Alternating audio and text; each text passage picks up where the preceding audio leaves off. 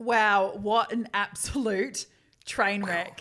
One I couldn't stop watching. It was a nightmare. I mean, obviously recapping this throughout the week has just been mind-blowing. Episode 2 of We've Done The MAFS, a Pedestrian TV podcast. We're going to be discussing the freak in the sheets, Mel and Josh and their demise, Caitlin and Shannon, that phone call, what was on with that, and the baggage that Jessie is still dragging around. There is a lot to unpack. I'm Jules Rangihiwe, ex-podcaster, failed reality TV star, lover of all things trash TV. And I'm Chantelle Schmidt, Pedestrian TV's resident Married at First Sight recapper.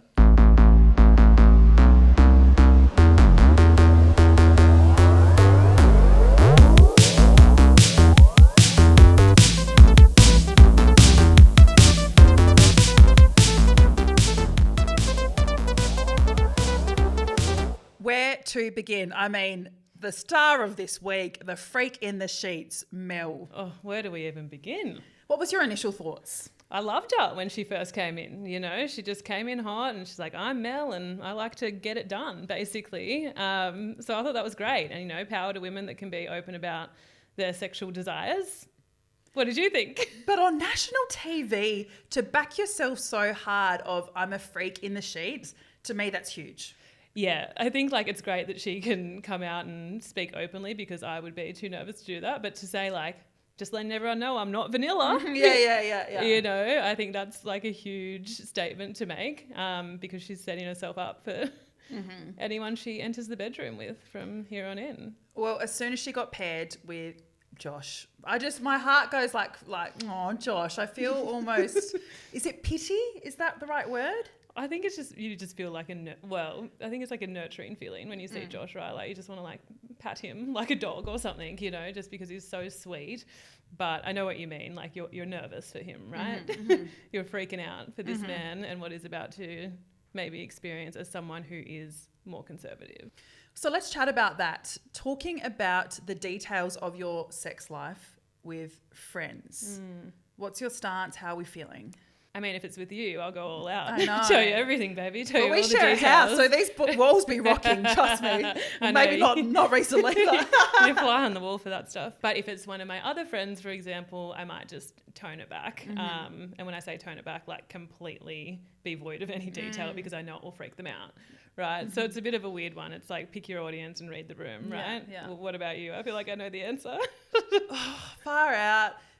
Well, I used to have a sex and dating podcast, so obviously, but I also used to be extremely single. So I used to have this kind of saying that we owe it to the next person to be real for their mental health. So I was always very open and honest about my sex life, but mainly to be like, oh yeah, and then I couldn't come because I thought my clit looked ugly, because they're probably like, oh my God, no one's ever said that. But now I do have a loving partner and fuck, I don't know if I'm getting older. I do feel a bit different. Like, what do I discuss with you? We kind of just, I don't really discuss anything. I wouldn't know anything about your partner, you know, and I think that's a level of respect that you have when you actually are quite like deep into it. I think with the things that you've shared in the past, they're people that are long gone, right? Like they're not someone that you're currently with. Yeah. And I see where you're coming from. My friend actually said to me, you know, you talk openly about your sex life, but I wouldn't know anything about any of your partners because I keep it sacred because I actually like them, you know, and I think that that's something private, which is something that Melissa is kind of not doing. I guess she didn't know Josh in the beginning, but even now it seems like, you know, that thing this week with them, him saying, no, we didn't do anything. Yeah. And then her saying, yeah, the sex was great. Yeah, where do you sit on that?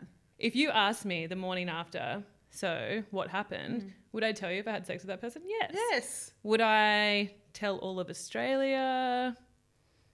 Probably. I was not expecting you to say that answer. But I'd hold back details. Like I understand where he's coming from, but I don't know. What would you do? No, I would be open and honest. And also, I know what it's like with these casting things. Once you've been typecast by producers as that character, they will work tooth and nail to make sure you stay within it. So I wouldn't be surprised if she was prodded to say, yeah, we had sex. Look, it seems on brand that she would have just been like, oh my God, guess what happened? Yeah. But also I know that producers would have been like, and how does that make you feel really hamming it up? Yeah, but like think about it's exciting when you sleep with someone, right, for the first time. Like sometimes you just can't keep your mouth shut about it because you want to share that with someone, and the only people she has to share it with is producers. Her friends aren't there, her family aren't there. Like, what's she going to do? You know? I guess as well, and from what we've learnt about Melissa is what does she call them? Weekend warriors? What? That she has all of these weekend warriors and she sleeps with all these younger men. Oh, yeah. So she's probably so used to just talking about her sex life that she's like, oh yeah. She didn't even think twice about it, which I think you and I can both relate to. Yeah, that's a valid point, actually. She's used to just these men that, you know, don't want anything more serious, and now she's got to shift the way she's thinking with this new man and her husband. So, yeah, good point. But there was something that never sat right with me. From the moment I met Melissa, though, I couldn't help but think how she would be talking if she was a man, if the roles were reversed. The double standard. Literally, from the moment where she grabbed his ass in the aisle, is that what you said? Anyway, from the moment that she grabbed his ass when they were exchanging vows or when they kissed or whatever, I was like, Yeah, can you so imagine? Inappropriate. So inappropriate. Oh my God. And like we all laugh, and I feel horrible for laughing right now, but like it's so wrong that that's the reaction that you have. But you would never, if that was like you said, if that was the roles reversed, that would it wouldn't go down in the way. And I think that a lot of people are talking about this as well. Yeah. I think what's adding to everyone's distaste about Mel is not only is she so openly talking about their sex life without his permission, or it seems like without them ever having a discussion about it, she is talking about him like an object. I almost feel hypocritical for saying that because I'm always, you know me, I'm always banging on about Pete Davidson's big dick. But to see it so obvious, I mean, it's really made me think about how I act. I know, like it's a full mirror, hey? Because I'm like, you know what?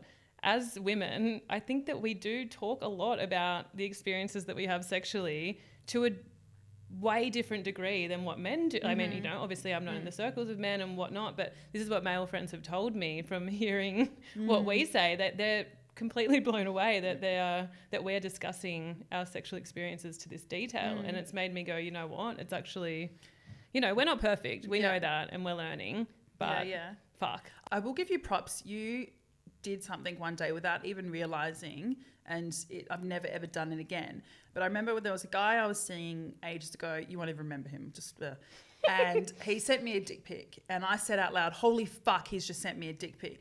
And you said, well, don't show me because that's so private. And it wasn't, not that I was like, oh, here, show, but you were straight away like, that is so bad and rude. Yeah. And I think we've been in many of circles with our girlfriends where, not that a dick pic has gone around, but we've been like, oh yeah, like it'd be like this big and this big. Could you imagine if they were like, oh, the labia was like that wide and that thick? I know, and the way that Melissa is going on about Josh's hammer, or the Thor hammer, whatever we want to call his penis, she's going on about it, right? And if someone was talking about my vagina on national television, absolutely not. No, I mean, unless they were going on about how tight it was, which I know that's not the case, and I know it's not good looking, but fuck, that was another thing that I was like, hun, Josh, if she's like wants to shout it from the rooftops about how much of a man you are, I'd be like, fuck yeah. And I don't know, it's just tripping me out. No. Really? Even if someone went on national TV and was like, Chantelle's vagina is just stunning. What an oil painting. That is beautiful. I'd be like, shut the fuck up. Stop talking. Interesting. I get that shit printed on my t-shirt and wear it every day. Did we not just say, though, that you wouldn't like go out and say, I'm a freak in the sheets? You can't be like, I have beautiful vagina. It's because I desperately want it and I know I don't have it. But freak in the sheets might be there. Okay, we're getting off track. Now, fast forward to Wednesday night, and I'm going to quote you, the MAFS expert, your recap's like, fuck, holy hell. You've said, Disney daddy throws in the cleanup towel after feeling like a disposable dildo. Look, that headline wrote itself. I'm sorry. I've always said I'm just saying it how it is. That headline is literally saying it how it is. Did I need to mention a cum rag? Probably not. But everything else is what it says on the tin, right? Yeah. Well, let's talk about it. Josh finally snaps. The Disney daddy throws a tanty. He cracked like Gretchen Wieners. It was brilliant. I was actually living for this little meltdown. Like, I'm surprised he didn't do it sooner. He has held his own so well, given like what we were just saying, talking about all of his body parts and whatnot, and only now has he just lost it. But this is what happens when you bottle it up, people. That's true. Because do you know what really made me be like, fuck, Mel is completely in the wrong here? It was a big turning point with my relationship with Mel, was when he goes, what do I do for a job? I know. That broke my heart. She didn't even know. That absolutely broke my heart. And I think it broke her heart. Did you see the look on her face? 'Cause sometimes you just don't know. You're not that self-aware. You don't know what you're doing. You're in your own, party, your own lane. Yeah. And the moment she realised, she was like, oh. And then she changed. I'm going to put this. She goes, I'm going to put the sex on the coffee table. I'm like, honey, it don't work like that. you can't put an act on a coffee table. I almost is there room for redemption, do you feel? Or is this, because to me, the way he went off, that is someone who has bottled up their emotions since the day they met. And he took off his ring. I don't know if you saw, but he took off his ring and he put it in his underwear drawer. That is a big signal of like, I am done. For something that was, look, it wasn't like their biggest fight, but the way he reacted, I was like, whoa, this man is hurt. Yeah, I just like what he said in the episode was, this is a personality trait for you, right? And she is making it a personality trait. So I'm like, would she have to change her personality for this relationship to work? I guess only time will tell. Chance, the rating system. Oh my God, why do they do this? It's just like serving shit on a platter. Like, why would you ever? Can you imagine doing this with any partner that you've ever had? You know what? Rate all of my friends. Why don't we do that? I think it would be great for the relationship. Oh my gosh. So we're talking about, obviously, Caitlin and Shannon. I'm not angry. I'm just disappointed. So obviously in the beginning, he put her between 1 and 2, right? Mm-hmm. Number 1 being Melinda. And I might butcher this, but it was something along the lines of, I could take her to the pub and be like, oh, look what I've got. I can show her off. Oh, yeah. She said if I bring her back home or if I show my mates who I've picked up, they'd be so proud of me. Look at this one. It was for me, I was like, that sounds like possession, misogynist vibes. But that's just me. And I just love Caitlin straight away. Like, that's not the way to talk about women. What a feminist. Like, what a beautiful woman. Just being like, there's ways to talk about women's attractiveness without making them sound like notches on the belt. Yeah, I think after watching MAFS for so many years, that's definitely been like the evolution, hasn't it, of these women, the way they speak about each other. Like that would not have flown 3 seasons ago. She would have been like, oh, her boobs are fake, etc., etc. Anyway, just a side note. Yeah, and then he moves her down. What is that? After thinking for 5 seconds, this man grabs the photo and jots her down to what, number 5? And he looks so stressed out about it, like, oh, you know what? Let's just move you down. Like, this is stressful for you, honey. Like he's doing her a favour. Oh, I better move you down. You caught me. I'm so disappointed. He was your lover boy last week. He was not my lover boy, but they fucking set me up, didn't they? Yeah. So then he moves her down 5 seconds later and says it's because I've seen you without makeup on. What a slap in the face. Without makeup on. She has too many emotions. Was I hearing that right? No, I think he said that, well, I know you emotionally, so it's different. So basically she shows emotion and she wears no makeup. God forbid. What a horrible wife. Oh, Melinda and Claire's natural beauty shines through more. As in, he's just seen them with push-up dresses and wearing lots of makeup on. As they should. Go off. As in, he's just a dickhead. He's a dickhead. Such a disappointment. God, didn't he go downhill? Is he the villain this week? I mean, you read all the tweets. Read everyone in Australia. What's the general consensus? I think everyone's just confused, as am I. So some of the tweets this week, I'll read some out. All right, so this tweet is from Ellie, and she said, so not only did Shannon basically say he finds Caitlin less attractive than some of the other women on the show because he's seen her without makeup, he's also still in love with his ex. Absolute winner. Then we have one from Lucia. Shout out, Lucia. It says, I'm still reeling that Shannon thought it was necessary for him to say that he finds his wife less attractive because he has seen her without makeup on and she is less naturally beautiful compared to the other women in full makeup. What a douchebag. Amen. He went downhill so fast. A tweet just touched on it just then. I am desperate to talk to you about the phone call. The producers really know how to pick them. It pisses me off because I get it, entertainment, whatever, but like Caitlin has to be collateral damage just because we have Shannon still in love with his ex. So for those people who might not be as across it, Shannon went outside, took a phone call. came back in. Caitlin said, who on the phone to? He was on the phone to his ex of 7 years. They were engaged. They have a child. So lots and lots of connection, probably still history. Yeah. I think they only broke up, what did I say, like months ago? It was 12 months ago, and he said, but even then we tried again. I just don't think that anyone is over someone after 12 months. When you've been together for 7 years, you're engaged, you have a child, like that is such an emotional investment. He's been with her since his early 20s? Like those are 23. not formative years, but you know what I mean. Yeah. Like you don't even know yourself at that age. So obviously he is taking Caitlin along for a ride as he discovers what he needs in his life and what he needs from a relationship. Maybe he should wait until he's emotionally available before he does this to her. And I hate how he tried to act like the good guy by going, I just got to be honest with you. Like he was going to get brownie points for saying the truth. This guy needs to stop riding the honesty wave because honesty, sure, tact, another thing, but also be honest with yourself before you start slapping honesty in Caitlin's face. You know what I mean? Oh, and my heart broke for Caitlin. Her crying to the camera and then kind of laughing and wiping away the tears and being like, but that's okay. That always happens to me. We have all been in that situation. And I was just, my heart was breaking. God, when she was like, I just thought maybe once someone could love me. Oh my gosh. And this is another reason why I think Australia is fuming with him is he's just ruined her chances as well from actually finding love. Do we think they go on this show to find love? Debatable. But maybe she was the one, like what is she going to do now? Unless an intruder comes in. Yeah.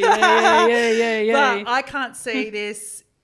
Like she's always going to have that at the back of her head. So you do know that there is a twist this season where they end up swapping partners. That is going to be our girl Caitlin's chance. Free Caitlin, free Claire. Maybe they get together. That would be the ultimate dream. Who do we want Caitlin to be with? Who would we choose for her instead?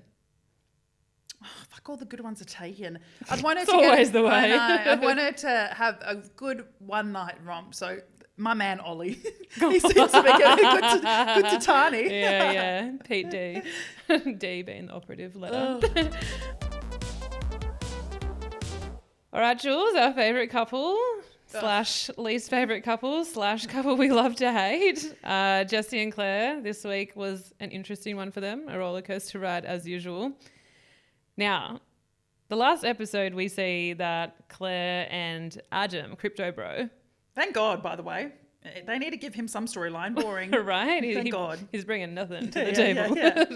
So Claire and Adam, they've gone off outside to do God knows what. Jessie, at a pub, late at night. Yeah. Drinks were involved. Yeah. You guys get the scene. Yeah. Jessie's pissed off, wants to see Claire's phone, demands to see her phone, apparently is standing over her to see her phone. And then when she doesn't show it to him, then he goes to Adam's door and wants to see his phone. But in a very aggressive way. I feel like we're even toning it down now. But apparently it was 1:30 a.m. and he is bang, bang, bang. Yeah. What throws open the door. Well, this is what the picture they've painted. There was no footage of this. Throws open the door and demands to look at Adam's phone, which I can actually imagine Jessie flying off the handle. Given the behaviour, the odd behaviour we've seen from Jessie, this does not surprise me. Well, first things first, do you think that Claire and Adam did anything? I would hope so. No. I want her to have fun. Like, I don't see why she would feel any loyalty towards a man who just pulls her apart every time they talk. Exactly. And why is Jessie now pretending that he gives a fuck? Literally 2 episodes ago, he was talking about kill my ass because being in Claire's presence is pissing me off that much. And now he's like, oh, I actually like Claire and I get a bit jealous when she, when another man shows interest in her. So what a 180.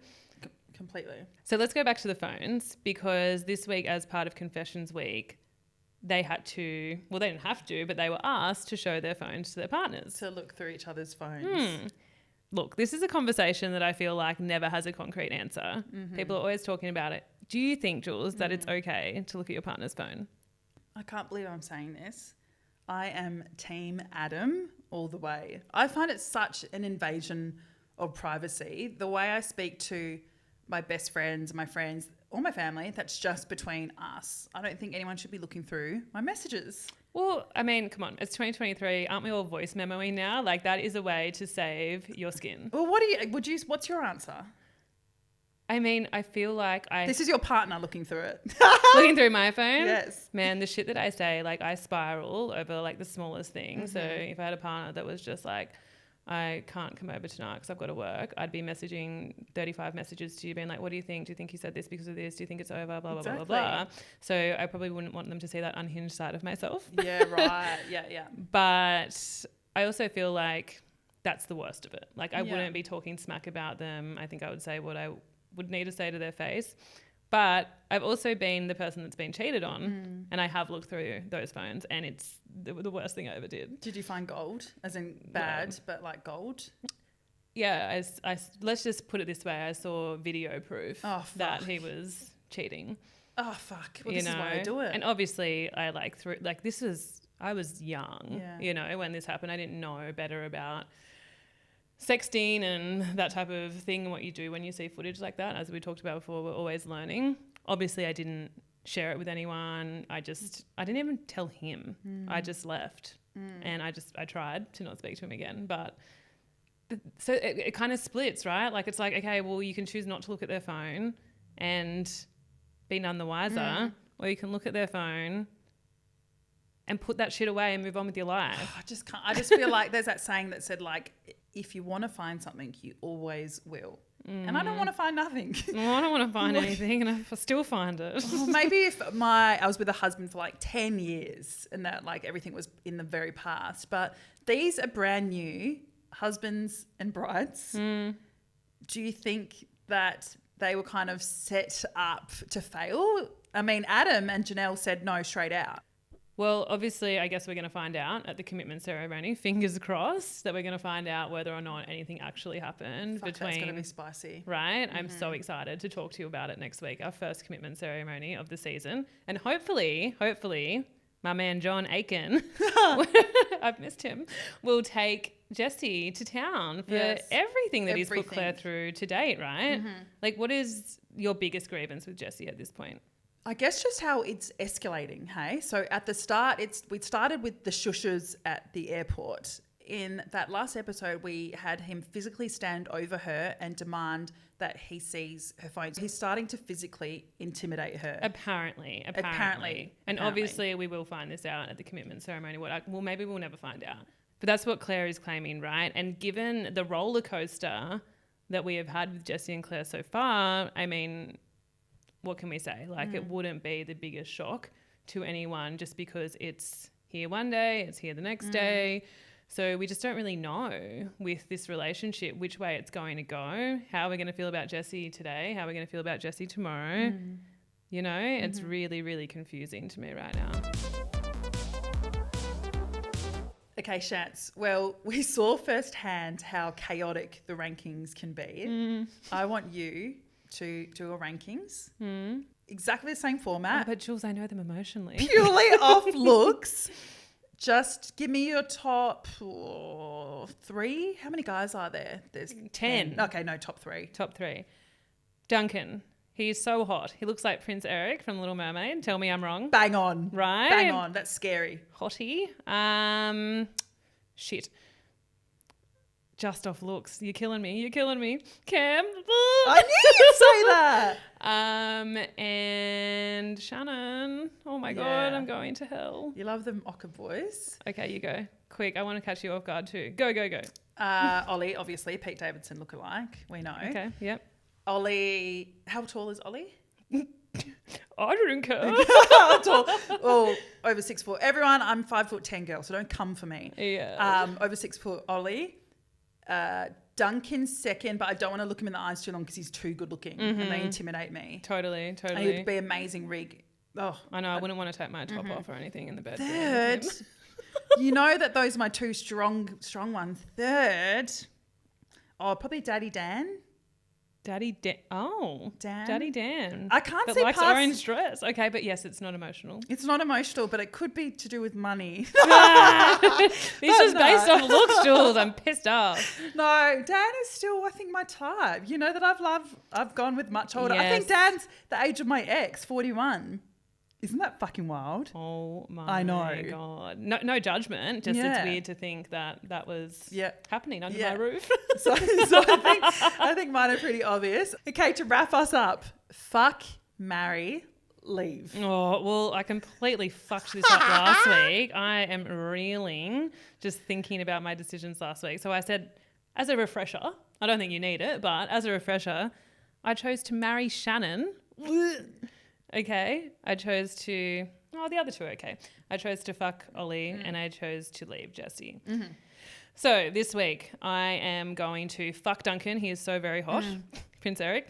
I am going to marry Ollie because I've decided to take our relationship to the next level. And then I'm going to leave Shannon. Yeah, so I've married him and now I've left him. You're divorced by the second ep doll. I mean, it's just an annulment, isn't it? If it's that quick. Oh, well, got what I needed. Okay. All right, Jules. Fuck, marry, leave. Who's it going to be? Can you imagine that I said fucking Harrison? I would fuck Harrison last week. Yuck. Okay. He'd root and boot you, baby. He did it to Bronte, so. I said that and then I said I'd marry Dan and then I said I'd leave Jesse. Okay. Fuck. I'm going to fuck Ollie. I can't believe I didn't say that last week. Everyone knows my love for Pete Davidson. Ollie, I want to marry Duncan because I think he would be very forgiving for all of the naughty things I've done in my past. He'd also be bored shitless, but go on. And I will leave. I don't want to say Shannon because I feel like that's the obvious choice. Oh, sorry. Maybe it is. I'll leave Shannon too. He was the clear villain across the board. I think we can all agree on that. Yeah, there's no coming back from that. If you speak about women that way, see you later. I also have this weird feeling it's only going to get worse from here. I reckon Shannon's had his... They did that to our Olivia. Like, I reckon he's had his highlight and the producer's going to run him through the mud. Olivia took at least 3 weeks. Yeah, this is pretty early on. I can't see them coming back from this. I just want to see him at the commitment ceremony and just have a talking to. Alessandra, she is going to own him. For speaking about women that way. I hope. Well, we're going to find everything out next week. Of course, we'll be tearing apart everything they've said on episode 3.